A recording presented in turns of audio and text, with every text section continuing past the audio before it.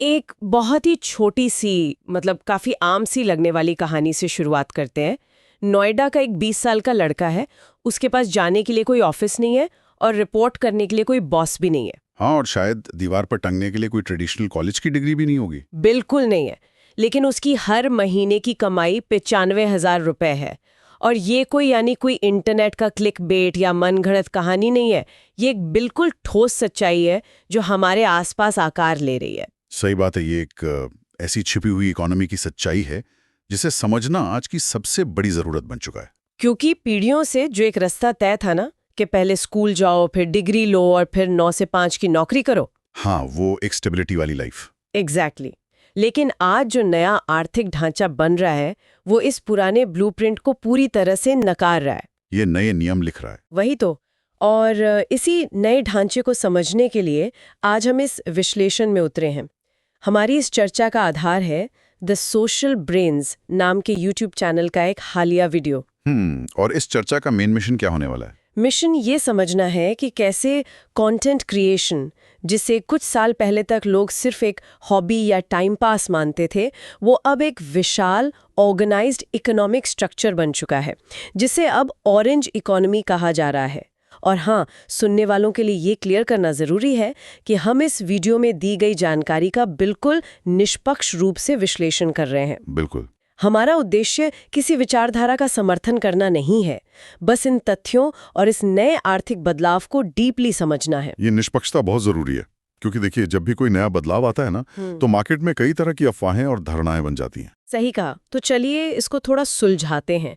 अक्सर जब इकोनॉमी की बात होती है तो दिमाग में क्या आता है? जीडीपी, शेयर बाजार या बड़े बड़े कारखाने। लेकिन पैसे और नौकरियों के भारी आंकड़ों पर आने से पहले ये ऑरेंज इकोनॉमी आखिर है क्या? और इसका रंग नारंगी यानी ऑरेंज ही क्यों है? मतलब ब्लू, ग्रीन या रेड क्यों नहीं? यहाँ जो सबसे दिलचस्प बात है ना, वो इस इकोनॉमी के काम करने के तरीके में छुपी है। अगर आप पुरानी इकोनॉमीज को देखें तो वो किसी ना किसी रॉ मटेरियल पर निर्भर होती थी, जैसे कोयले या तेल पर। हाँ, एग्जैक्टली। ऊर्जा के लिए कोयला या फिर लोहा और स्टील। जिस देश के पास ये फिजिकल रिसोर्सेज ज्यादा थे वो अमीर था। लेकिन ये जो ऑरेंज इकोनॉमी है, इसमें कोयले, चीनी या तेल जैसे किसी रॉ मटेरियल की जरूरत नहीं है। इसका इकलौता रॉ मटेरियल है इंसान का दिमाग। इंसान का दिमाग, यानी सिर्फ आइडियाज और क्रिएटिविटी। बिल्कुल। इनोवेशन और नए विचार ही इसकी फाउंडेशन है। तो अगर मैं इसको थोड़ा और डेप्थ में सोचूं, जैसे किसी ट्रेडिशनल फैक्ट्री की एक लिमिट होती है, राइट? अगर सभी मशीन फुल कैपेसिटी पर भी चलें तो दिन में शायद 100 या 200 गाड़ियां ही बनेंगी। उनकी एक फिजिकल लिमिट है। राइट, एक अपर कैप होता है। हाँ, लेकिन जब इंसान की सोच और उसकी क्रिएटिविटी की बात आती है तो उसकी क्या लिमिट हो सकती है? ये तो एक इन्फिनिट अपॉर्चुनिटी है। विचारों का कोई अंत नहीं है। तो इस इकोनॉमी के बढ़ने की भी कोई सीमा नहीं है। ये एनालॉजी बहुत ही सटीक है। और इस असीमित क्षमता को सबसे पहले एक फॉर्मल इकोनॉमिक थ्योरी के रूप में 2013 में पहचाना गया था। अच्छा, 2013 में? किसने किया था ये? कोलंबिया के एक बहुत ही जाने माने अर्थशास्त्री थे, इवान दुके मार्केज। और दिलचस्प बात यह है कि वो आगे चलकर कोलंबिया के राष्ट्रपति भी बने। उन्होंने ही इस क्रांतिकारी कॉन्सेप्ट को दुनिया के सामने पेश किया था। Oh wow! तो एक अर्थशास्त्री ने इसको पहचाना। हाँ, उनकी रिसर्च यही कहती थी कि एक ऐसी इकोनॉमी बन रही है जो फैक्ट्री की चाहरदीवारी में नहीं, लोगों के दिमाग में आकर ले रही है। ये उन पुराने नियमों को बिल्कुल चुनौती देती है कि बिना नेचुरल रिसोर्सेज के कोई बड़ी इकोनॉमी नहीं बन सकती। ये तो क्लियर हो गया। लेकिन मेरा वो सवाल अभी भी वही है कि इसका नाम ऑरेंज ही क्यों रखा गया? इसके पीछे एक बहुत गहरा कल्चरल और हिस्टोरिकल रीजन है। अगर हम इतिहास और कला को देखें तो ऑरेंज रंग को हमेशा से क्रिएटिविटी, ऊर्जा, आर्ट और आइडेंटिटी यानी पहचान का प्रतीक माना गया है। अच्छा, तो ये रंग उत्साह और नए विचारों को दर्शाता है। बिल्कुल। तो जब इस इकोनॉमी का नामकरण हो रहा था, जिसमें mainly animation, films, music, gaming, podcasting और डिजाइन जैसी इंडस्ट्रीज आती हैं, तो इसका नाम ऑरेंज इकोनॉमी पड़ा। ये बताता है कि इंसान की आर्ट और उसकी एक्सप्रेशन ही सबसे बड़ी पूंजी है। यहाँ बात सच में बहुत इंटरेस्टिंग हो जाती है, क्योंकि समझ में देखा जाए तो जब सिर्फ क्रिएटिविटी की बात होती है तो लोग उसको इतना सीरियसली नहीं लेते। हाँ, अक्सर उसे बस एक शौक समझ लिया जाता है। वही तो। लेकिन हम सभी रोज इसका हिस्सा बन रहे हैं, जैसे सुबह उठकर इंस्टाग्राम पे रील स्क्रॉल करना या दोस्तों के साथ ऑनलाइन मल्टीप्लेयर गेम खेलना। एग्जैक्टली या यहाँ तक कि हमारी इस चर्चा को सुनना, ये सब अनजाने में ही इस ऑरेंज इकोनॉमी को ईंधन दे रहे हैं। हर एक क्लिक, हर एक व्यू और हमारा अटेंशन इस इकोनॉमी को और बड़ा बना रहा है। सही कहा। और जब हम इन चीजों को सीरियसली लेने की बात करते हैं तो इसके फाइनेंशियल नंबर्स किसी भी ट्रेडिशनल अर्थशास्त्री के होश उड़ा सकते हैं। सच है? कितने बड़े नंबर्स हैं ये? देखिए, सिर्फ कला शब्द सुनने में छोटा लगता है, पर इंडस्ट्री के नजरिए से देखें तो ग्लोबल स्केल पर ये ऑरेंज इकोनॉमी हर साल $2 ट्रिलियन से ज्यादा का रेवेन्यू जनरेट करती है। Wait, $2 trillion? ये तो सच में हैरान करने वाला आंकड़ा है। हाँ, और इसकी विशालता आप ऐसे समझिए कि अगर ऑरेंज इकोनॉमी कोई एक स्वतंत्र देश होता तो अपनी इस $2 ट्रिलियन की जीडीपी के साथ वो दुनिया की टॉप 10 इकोनॉमीज में आराम से शामिल हो जाता। बाप रे, ये कोई छोटा बाजार नहीं, एक ग्लोबल पावर हाउस है। और उस वीडियो के अनुसार इस पावर हाउस में भारत का हिस्सा भी बहुत तेजी से बढ़ रहा है ना? बिल्कुल। आज भारत की क्रिएटिव इंडस्ट्री $30 बिलियन को पार कर चुकी है। $30 बिलियन? और मैंने वीडियो में एक और चीज नोटिस की कि अगर हम इसे एक्सपोर्ट के नजरिए से देखें तो सिर्फ 2023 में भारत ने क्रिएटिव सर्विसेज से $11 बिलियन से ज्यादा का एक्सपोर्ट किया है। सही पकड़ा आपने। और यहाँ एक्सपोर्ट का मतलब सिर्फ गेहूं या सॉफ्टवेयर भेजना नहीं है। इसका मतलब है कि भारत में बैठे हुए एडिटर्स, एनिमेटर्स और क्रिएटर्स दुनिया भर के क्लाइंट्स के लिए काम कर रहे हैं और विदेशी मुद्रा देश में ला रहे हैं। एग्जैक्टली। अगर हम इसको बड़ी तस्वीर से जोड़ें तो ये साफ है कि ये अब कुछ लोगों का नीश मार्केट नहीं रहा। ये भारत के लिए एक बहुत बड़ा एम्प्लॉयमेंट इंजन बन चुका है। स्टैट्स के मुताबिक ये सेक्टर आज भारत के कुल रोजगार का 8.3% यानी 8.3% कवर करता है। वाओ, 8.3% बहुत बड़ा नंबर है किसी एक सेक्टर के लिए। और इसका इकोनॉमी में योगदान 20% से ज्यादा ग्रॉस वैल्यू एडेड यानी जीवीए के रूप में आ रहा है। यहाँ थोड़ा रोक के मैं इस जीवीए या ग्रॉस वैल्यू एडेड को आसान भाषा में सुलझा देती हूँ। सुनने वालों के लिए जीवीए का मतलब है कि किसी प्रोडक्ट को बनाने में जो कॉस्ट आई उसके ऊपर कितनी एक्स्ट्रा वैल्यू जोड़ी गई। जैसे अगर 50 रुपए की लकड़ी से 500 रुपए की कुर्सी बनती है तो वो बीच का 450 रुपए वैल्यू एडिशन है। बहुत सटीक उदाहरण दिया आपने। तो ऑरेंज इकोनॉमी में 20% जीवीए का योगदान बहुत बड़ी बात इसलिए है क्योंकि यहाँ कच्चा माल तो कुछ है ही नहीं, सिर्फ इंटरनेट और कंप्यूटर का खर्च है। बाकी पूरी वैल्यू इंसान की दिमाग की उपज है। बिल्कुल सही समझाया। और इस वैल्यू को और तेजी से बढ़ाने में डिजिटल प्लेटफॉर्म्स का सबसे बड़ा हाथ है। वीडियो में खासतौर पर यूट्यूब का जिक्र था। 2024 के आंकड़ों के हिसाब से अकेले यूट्यूब ने भारत की जीडीपी में 16,000 करोड़ रुपए का योगदान दिया है। अरे वाह, 16,000 करोड़ सिर्फ एक प्लेटफॉर्म से? पर यह पैसा इकोनॉमी में आता कैसे है? ये बहुत अच्छा सवाल है। देखिए, जब कोई क्रिएटर यूट्यूब पर वीडियो डालता है तो उस पे एड्स आते हैं। एडवर्टाइजर्स गूगल को पैसा देते हैं और गूगल उसका एक बड़ा हिस्सा क्रिएटर को देता है। राइट। अब वो क्रिएटर उस पैसे से एक नया कैमरा खरीदेगा, एक वीडियो एडिटर को हायर करेगा या एक स्टूडियो रेंट पर लेगा। इस तरह वो पैसा पूरी इकोनॉमी में घूमने लगता है।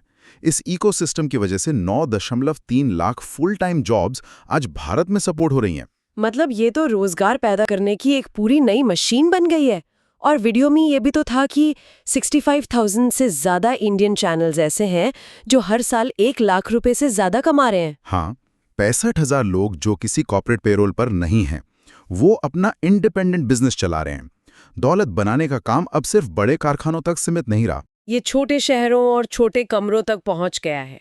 और इतने बड़े आंकड़ों को देखकर समझ आता है कि सरकार भी अब इस सेक्टर को नजरअंदाज नहीं कर सकती थी। बिल्कुल नहीं। जब कोई सेक्टर इतने बड़े पैमाने पर एम्प्लॉयमेंट और रेवेन्यू ला रहा हो तो उसे मेन स्ट्रीम में लाना ही पड़ता है। इसी को हाईलाइट करते हुए वीडियो में 2026 के यूनियन बजट की कुछ बहुत बड़ी अनाउंसमेंट्स का विश्लेषण किया गया है। हाँ, सरकार ने इस ऑरेंज इकोनॉमी को अब इकोनॉमी का एक ऑफिशियल स्तंभ यानी पिलर घोषित कर दिया है। वीडियो में बजट की 3 बड़ी घोषणाएं बताई गई हैं। पहली सीधे तौर पर इंफ्रास्ट्रक्चर से जुड़ी है। राइट, जो कि बहुत बड़ा स्टेप है। बिल्कुल। जैसे आईटी सेक्टर के बूम के टाइम पे इंजीनियरिंग कॉलेजेस खुले थे, वैसे ही अब मुंबई में Indian institute of creative technologies या IICT बन रहा है। और उससे भी बड़ी बात, पूरे भारत के 15,000 स्कूलों और 500 कॉलेजों में AVGC क्रिएटर लैब्स बनाई जाएंगी। हाँ, और सुनने वालों के लिए बता दूं, AVGC का मतलब है एनिमेशन, विजुअल इफेक्ट्स, गेमिंग और कॉमिक्स।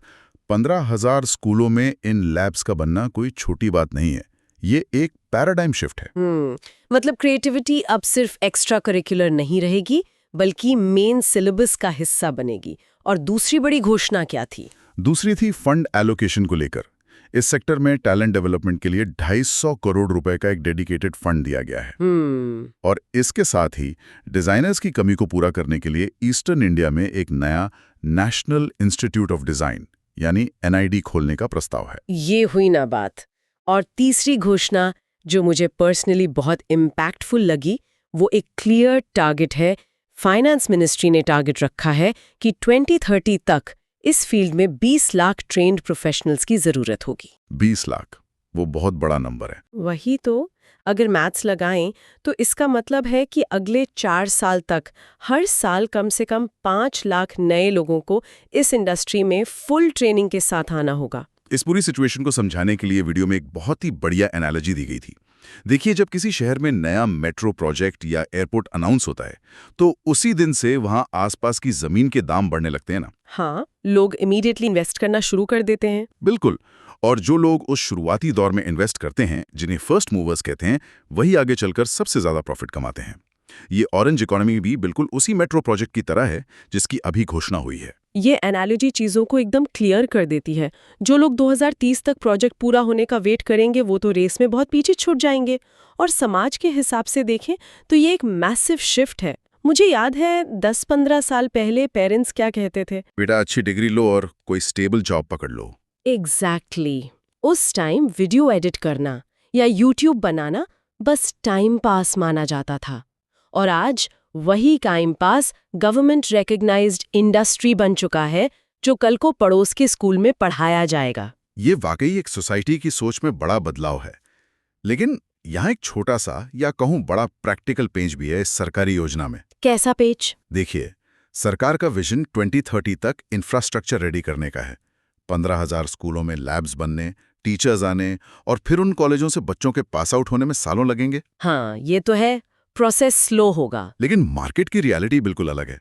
आज जो ब्रांड्स हैं, नए स्टार्टअप्स हैं, OTT प्लेटफॉर्म्स हैं या जो पॉलिटिकल कैंपेन्स चल रहे हैं, उनको वीडियो एडिटर्स और स्टोरी टेलर्स 2030 में थोड़ी चाहिए, उनको आज इसी वक्त जरूरत है। ओह, आई सी। तो यहीं से पैदा होता है एक बहुत बड़ा मार्केट गैप। एक तरफ डिमांड बहुत हाई है और दूसरी तरफ सप्लाई यानी ट्रेंड लोगों की कमी है। सही पकड़ा। और वीडियो में इस प्रॉब्लम को बहुत क्लियरली पॉइंट आउट किया गया है। अगर कोई आज सोचे कि मुझे वीडियो एडिटिंग सीखनी है, तो उसके पास क्या ऑप्शंस है? हाँ, अगर वो किसी प्राइवेट इंस्टीट्यूट में जाए तो वहाँ 1 से 2 लाख रुपए तक की फीस मांग लेते हैं। और वहाँ की प्रॉब्लम ये है कि वो बस पुराने सॉफ्टवेयर पर बटन दबाना सिखाते हैं, आज की रियल स्टोरी टेलिंग नहीं।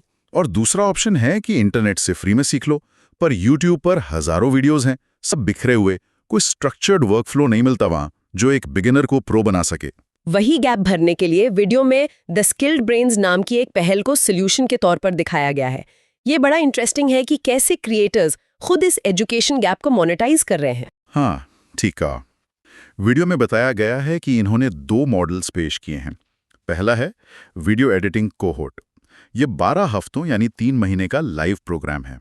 और इसमें एकदम 0 लेवल से शुरुआत कराई जाएगी, राइट? इसकी फीस वीडियो में 14,999 रुपीस बताई गई है, जो 5 अप्रैल से शुरू हो रहा है।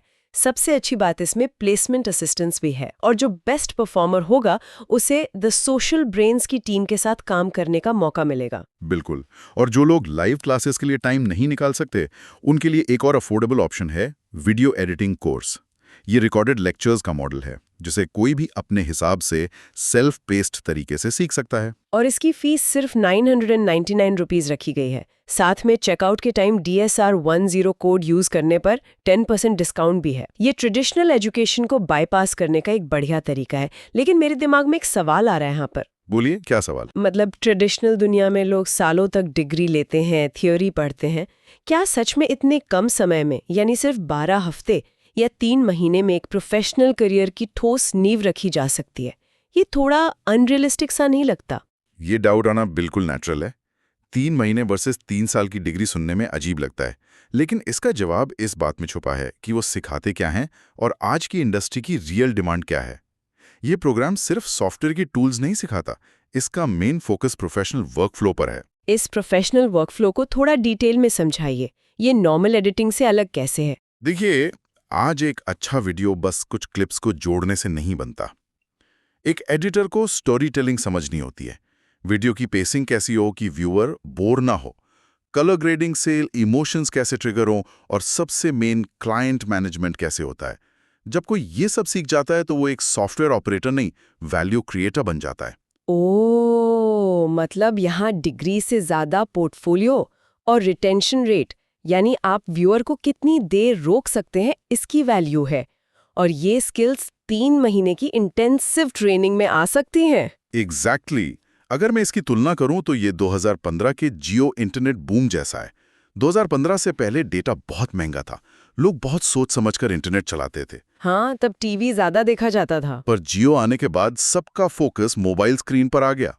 अगले 4 साल इस क्रिएटिव इंडस्ट्री के लिए वैसा ही बूम लाने वाले हैं।